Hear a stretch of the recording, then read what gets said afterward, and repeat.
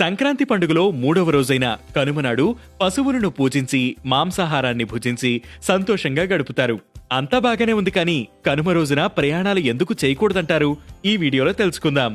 కొత్త పంట చేతికొచ్చిన సంతోషంలో జరుపుకునేదే సంక్రాంతి. అయితే ఆ పంట కోసం కష్టపడి పనిచేసే రైతన్నకి తోడుగా ఉన్న పాడి పశువులను కనుమ రోజు పూజిస్తారు. పశువుల పట్ల కృతజ్ఞతగా రైతులు ఈ పండుగ చేస్తారు. కనుమ రోజున పశువులను నదీ తీరాలకు కాని చెరువుల దగ్గరకు కాని తీసుకువెళ్లి శుభ్రంగా స్నానం చేయిస్తారు.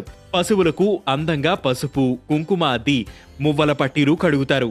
అలంకరణ మొత్తం అయిపోయాక పూజ చేసి హారతి ఇస్తారు. అలానే వాటికి ఇష్టమైన ఆహారాన్నిచ్చి ఆ రోజు పశువులకు పూర్తి విశ్రాంతి కల్పిస్తారు.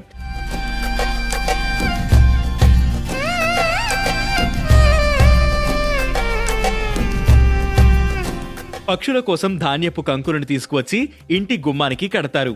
కనుమ రోజున మినుములతో గారెలు మరియు మాంసాహారాన్ని చేసి పెద్దలకు ప్రసాదంగా పెట్టి కుటుంబ సభ్యులంతా కలిసి భోజనం చేస్తారు. మరి కనుమ రోజు ప్రయాణాలు చేయకూడదని ఎందుకు అంటారు?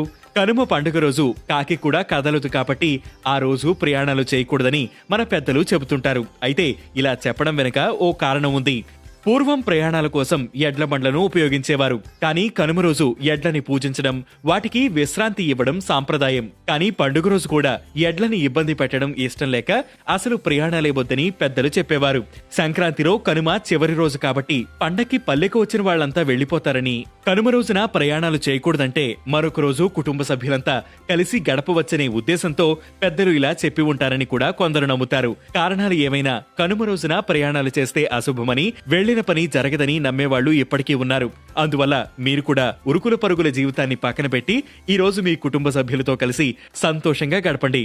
వేటి న్యూస్ యూజర్లందరికీ కనుమ పండుగ శుభాకాంక్షలు.